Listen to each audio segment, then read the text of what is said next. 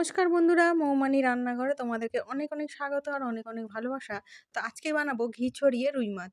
তো দেখো এখানে আমি মাছ নিয়ে নিয়েছি আর আদা, জিরে, শুকনো লঙ্কা, কাঁচা লঙ্কা, রসুন বাটা সব বেটে নিয়েছি। আর ওখানে কাজু আর চারমগজ আর পোস্ত বেটে নিয়েছি আর পেঁয়াজ কেটে নিয়েছি। তো চলো এবার মাছে নুন হলুদ মাখিয়ে নিই আর ভিডিওটা দেখতে থাকো, অবশ্যই ভালো লাগবে তোমাদের।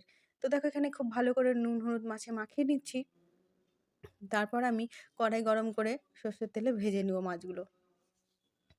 এভাবে ঘি ছড়িয়ে কে রুই মাছ খেয়েছো অবশ্যই কমেন্টে কিন্তু জানিও। কমেন্ট করতে কিন্তু ভুলবে না। তোমাদের সুন্দর, সুন্দর কমেন্ট কিন্তু খুবই ভালো লাগে। ভিডিও করার জন্য উৎসাহ পাই। তো সাথে থাকো আর পাশে থাকো আর দেখো। তো দেখো এই পাশে আমি কড়াই বসিয়ে দিয়েছি আর কড়াই কিন্তু আমার গরম হয়ে গেছে। আর সর্ষের তেল কিন্তু আমি কড়াইয়ে দিয়ে দিচ্ছি।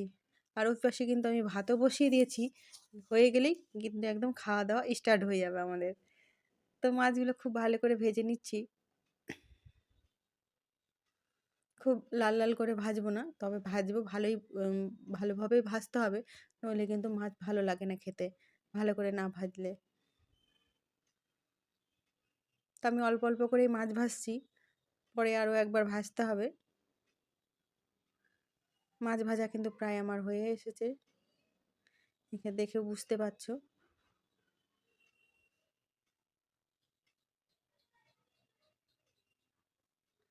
তো মাছগুলোকে উল্টে পাল্টে ভেজে নিচ্ছি খুব ভালো করে।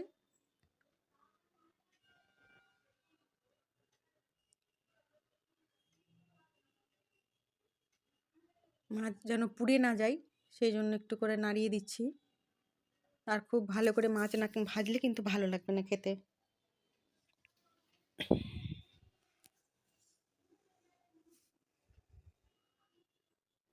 মাছ কিন্তু আমি একবারেই ধীরে ধীরে জাল কমিয়ে হিট কমিয়ে ভাজছি। তোমরা ওইভাবে ভাজবে, ভালো লাগবে খেতে। আর গ্যাস একবারে হাই ফ্লেমে দিয়ে যদি মাছ ভাজো, খালি ওপরের দিকটা হবে, ভেতরের দিকটা কিন্তু মাছ ভাজা হবে না। তার জন্য আমি গ্যাস কমিয়ে একবারে লো ফ্লেমে মাছগুলোকে ভেজে নিচ্ছি উল্টে পাল্টে। আমার একবার মাছ ভাজা হয়ে গেছে, পরে আরও আমি 3 পিস মাছ ভেজে নিচ্ছি। তো দেখো পুরো মাছটাই কিন্তু ভাজা হয়ে গেছে। আজকে কিন্তু আমি ফোড়নে কিছুই ব্যবহার করিনি, খালি পেঁয়াজ দিলাম আমি তেলের ওপরে। মাছ ভাজার তেলেই পেঁয়াজগুলোকে খুব ভালো করে ভেজে নিব। আজকে ফোড়নে কিছুই দেইনি।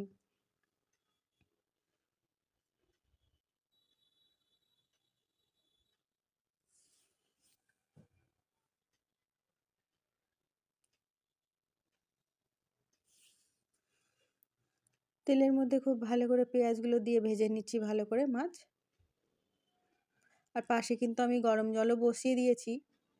মাছে যে কোনো তরকারিতে যদি গরম জল দেয়া যায় সেটা কিন্তু খুবই ভালো লাগে খেতে। গরম জলটাই দেওয়ার চেষ্টা করবে।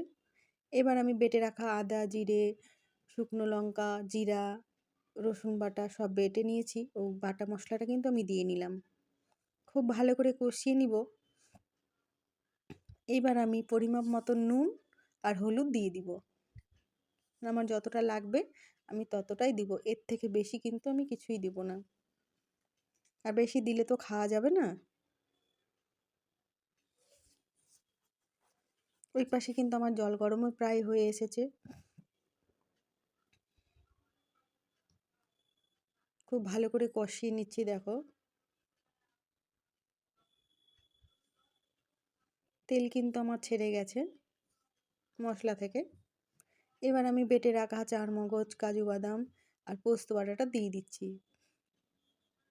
বাটি ধুয়ে একটুখানি জলও দিয়ে দিলাম।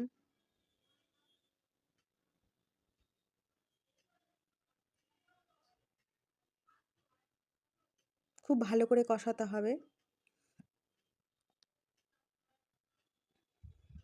অনবরত নাড়তে থাকতে হবে, নইলে কিন্তু কড়াইয়ে লেগে যাবে। পুড়ে গেলে কিন্তু সেই জিনিসের টেস্ট ভালো হয় না।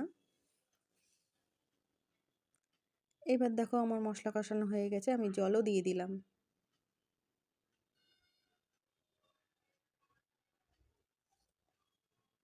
আর গরম জল দিলে খুব তাড়াতাড়ি কিন্তু তরকারিটা হয়ে যায়। এবার আমার ঝোল কিন্তু ফুটে গেছে। খুব ভালো করে ফুটে গেছে। এবার আমি এক এক করে মাছগুলো দিয়ে দিব।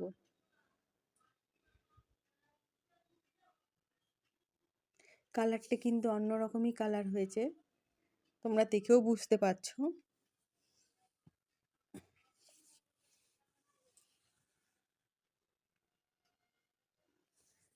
খানিকক্ষণ ফুটতে দিব আমি।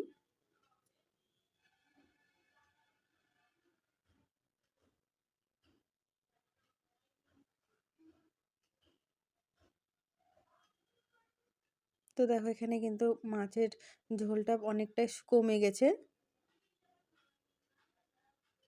তোমরা দেখেও বুঝতে পারছো। অনেকটাই কিন্তু শুকিয়ে গেছে, আর কমাবো না, একবারে জমে যাবে, যেহেতু এখানে চারমগজ পোস্ত বাটা দেওয়া আছে তার জন্য। এবার উপর থেকে গরম মশলা দিয়ে দিচ্ছি, আর পরিমাপ মতন একটু ঘি বেশি লাগবে, ঘিটা দিতে হবে, তার জন্যই ঘি ছড়িয়ে রুই মাছ। খুব ভালো করে আমি দেখো এবার গ্যাস বন্ধ করে দিব।